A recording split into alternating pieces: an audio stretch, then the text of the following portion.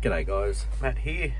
Still don't quite have my voice back 100%, but we're getting there. Yeah, we're just here at the development block, and I've just been working on this little Deutz tractor here. Yeah, the 4-in-1 bucket switch was faulty. Previously I was an auto electrician, so that means I know how to do things dodgy, and yeah, this is no exception. So because the switch is faulty there, we don't have one obviously, so I just had to jig up this thing here, just an on-off switch. So we'll primarily leave it in the off position, but when we need to use a 4-in-1, just flick it to on. And because we're pulling up fences, we're mainly using the 4-in-1 bucket, not the tilt. So because generally what you do is when you do have a button there, you push the button and go side to side to open and close the 4-in-1 bucket, and when the button's off you go side to side, and that's your tilt for your bucket. We've got the dozer still getting the lugs welded on over here.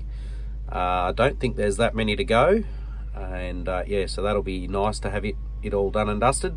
Righto, so we're here with Peter again. Yeah, and he's just going to talk through what he's been experimenting with using two rods. We've got a heap of these smaller rods to use up, so he's running two at the same time, so he's just going to show us how he's going about that. Howdy all, Peter here again. We're still welding the D11 build-up bars, and we bought some 3.2 1/8 inch electrodes. They were too slow. We got a big gap to fill, got 82 of them to do.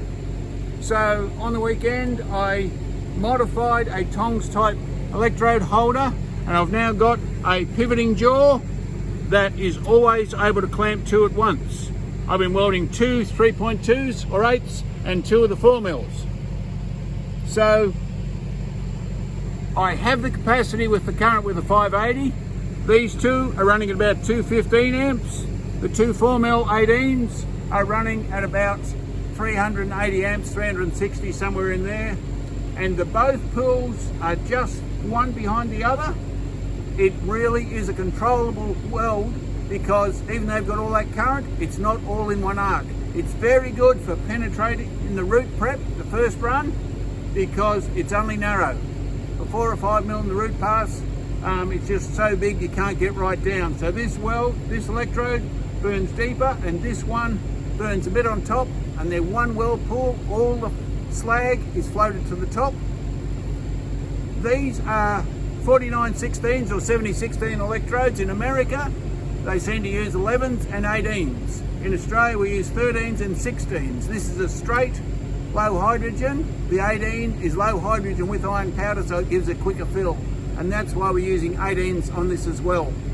But these are very good mechanical qualities, good impact properties, so they're really good metallurgy in the electrode. The build-up bar is now tacked to the shoe of the D11. The bar is preheated, and I'm about to do a root pass with two 3.2 1/8 inch electrodes at 215 amps.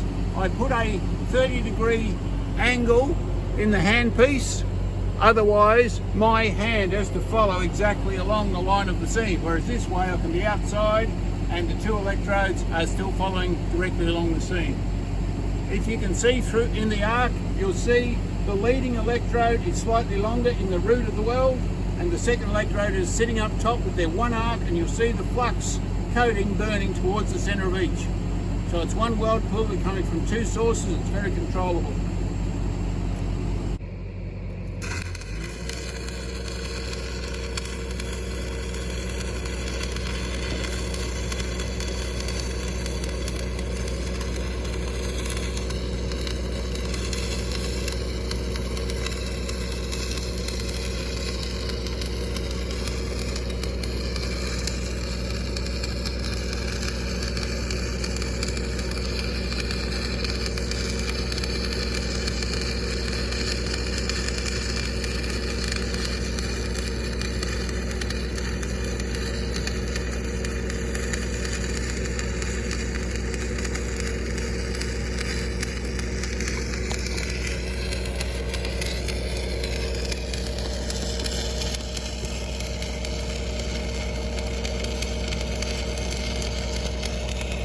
Righto, we've just shipped the slag off that root pass with two 3.2s or 1/8 electrodes. This is the root pass.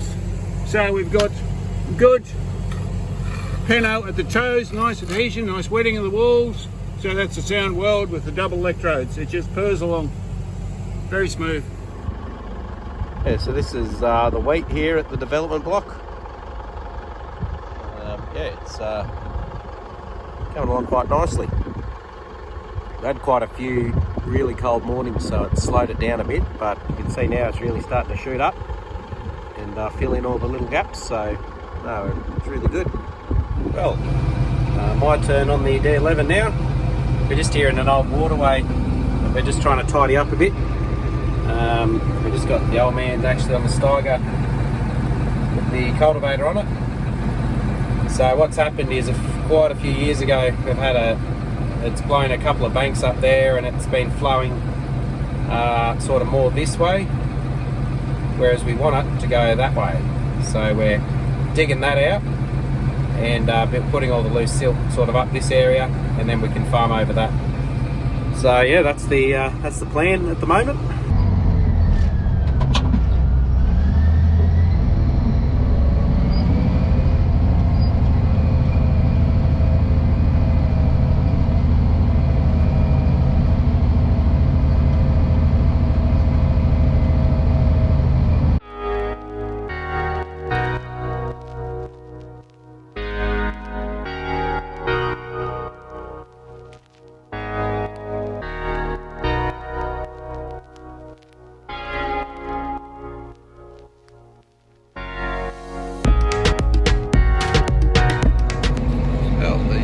About to set. Yeah, so this is the waterway. We've been just tidying up a few gullies. You can see the main waterway goes through there, so we're going to keep that obviously. I just filled in a gully there, which was fairly deep. So ideally what we may even do tomorrow is sow all of this area all the way along there.